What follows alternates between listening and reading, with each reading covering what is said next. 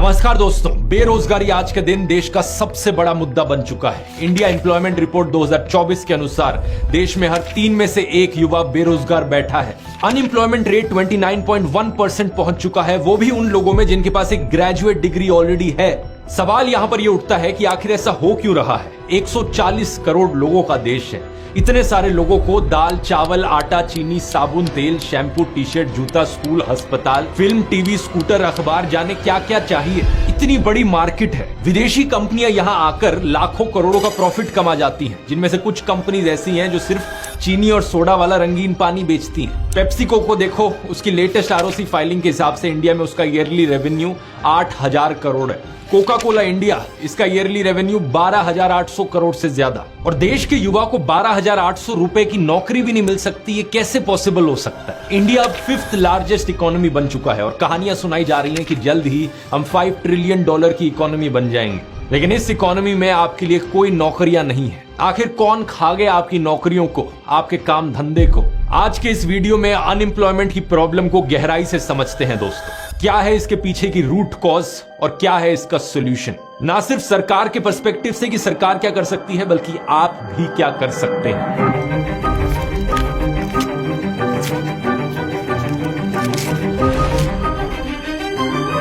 सबसे पहले सरकार की क्लास लगाते हैं। प्रधानमंत्री मोदी ने करोड़ों जॉब्स देने की प्रॉमिस करी थी, क्या आपको याद है दोस्तों। लेकिन हमारे कुछ मीडिया चैनल्स की माने तो उन्होंने ये वादा कभी किया ही नहीं था। मजाक नहीं कर रहा, एबीपी न्यूज ने इसको लेकर एक फैक्ट चेक किया था। उन्होंने कहा कि पीएम मोदी ने तो सिर्फ इतना कहा कि कांग्रेस ने रोजगार नहीं दिया। उन्होंने ये थोड़ी कहा कि हम रोजगार देंगे। यह बीजेपी चुनावी वायदे के तौर पर कहीं कभी देश को हर साल 2 करोड़ नौकरी देने का वायदा नहीं किया था। इसीलिए मोदी सरकार पर हर साल 2 करोड़ नौकरी न दे पाने का आरोप झूठा साबित हुआ है।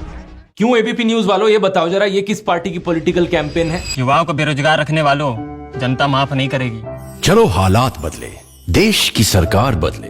ये ऐड दोस्तों बीजेपी हरियाणा ने चलाई थी। पिताजी ने हमेशा पढ़ने को बढ़ावा दिया, पर नौकरी ना मिली। विकास हो तो ही नौकरी निकले ना।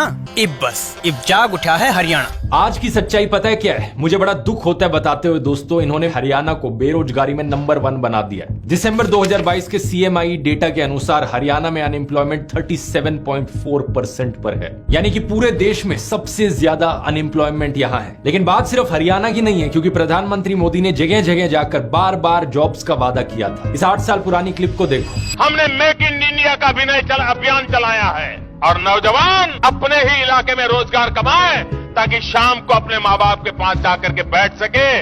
इन न्यूज चैनल वालों को ये 7 साल पुरानी क्लिप भी देखनी चाहिए, जहां पर प्रधानमंत्री 1 बिलियन नौकरियों की बात कर रहे हैं। Our aim is to create jobs for more than 1 billion young hands.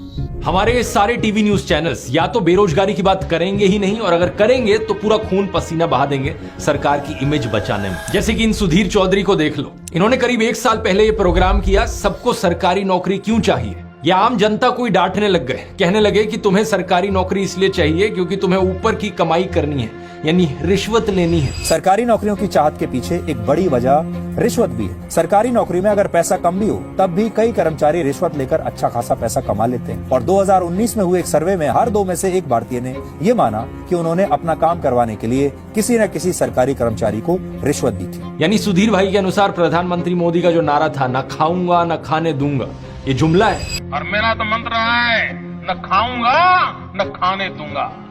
और यहाँ ये कह रहे हैं कि यूथ स्किल्ड नहीं है। स्किल्ड ना होना भी एक बहुत बड़ी वजह है। इसके पीछे जिम्मेदारी किसकी है। सुधीर भाई, क्या ये मान लें कि प्रधानमंत्री मोदी का स्किल इंडिया वो भी एक जुमला था। भारत में बहुत सारे लोग परीक्षा देकर, पैसा देकर, किसी नेता की सिफारिश लगाकर किसी भी तरह से सरकारी नौकरी पाना चाहते हैं। और इसकी सबसे बड़ी वजह यह है कि सरकारी नौकरियों में काम के घंटे बहुत ज्यादा नहीं होते, काम के घंटे तय होते हैं, छुट्टियां जी भर के मिलती हैं। मतलब सुधीर भाई के अनुसार आप लोग, देश के युवा, कामचोर हो और आलसी हो। ग्राउंड रियलिटी को थोड़ा गहराई से समझते हैं दोस्तों। पहले ये जानने की कोशिश करते हैं कि आखिर कितनी नौकरियों की जरूरत है देश में। मिनिस्ट्री ऑफ एजुकेशन की वेबसाइट पर 2021-22 की रिपोर्ट मिली है मुझे। यहाँ लिखा है number of enrolments higher secondary में है 2.85 करोड़, यानी कि अप्रोक्सीमेटली इतने बच्चे हर साल हायर सेकेंडरी स्कूल में एनरोल करते हैं। क्या इतनी नौकरियों की जरूरत है हमें हर साल? एक्चुअली यहाँ पर हमें उन स्टूडेंट्स को भी कंसीडर करना चाहिए जो ड्रॉप आउट कर जाते हैं पहले। UDISC रिपोर्ट के अनुसार करीब 12.61% ड्रॉप आउट आउट रेट है सेकेंडरी लेवल पर, यानी क्लास 10th के बाद।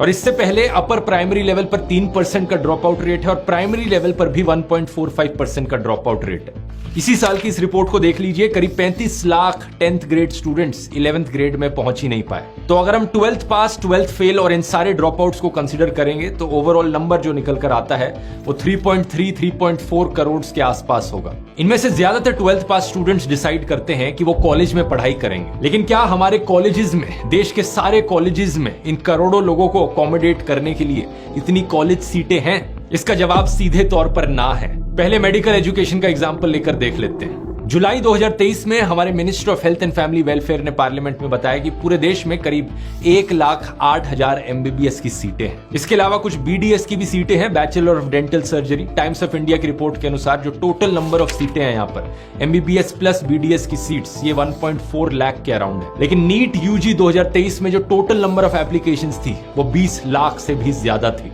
यानी कि अगर 15 लोगों को एम्बिशन है डॉक्टर बनने का तो उनमें से एक ही को सीट मिल पाती है। PG सीट्स का नंबर इससे भी कम है, 67,800 सीट्स सिर्फ।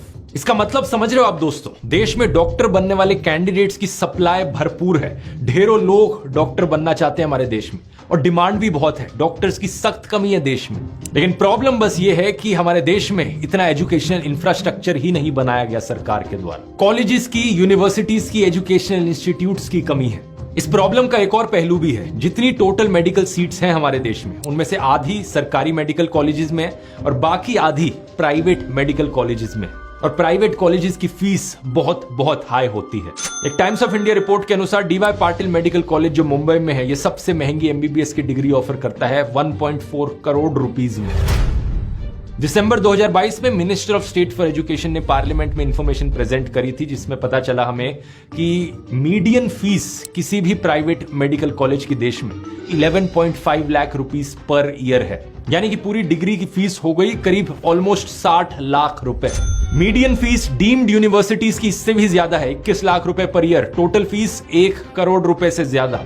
देश में कितने परिवार ऐसे हैं जो इसे अफोर्ड कर सकते हैं? 2022 की report state of inequality in India के अनुसार 90% इंडियंस की कमाई 25,000 पर मंथ से कम है। 90% देशवासी ये कॉलेज फीस अफोर्ड ही नहीं कर सकते। अब ये बातें सुनकर कोई न्यूज एंकर बहाना मारेगा कि सबको डॉक्टर ही क्यों बनना है। तो आइए दोस्तों, इंजीनियर्स की भी बात कर लेते हैं। दिसंबर 2022 में हमारे minister of state for education Subhash सरकार ने राज्यसभा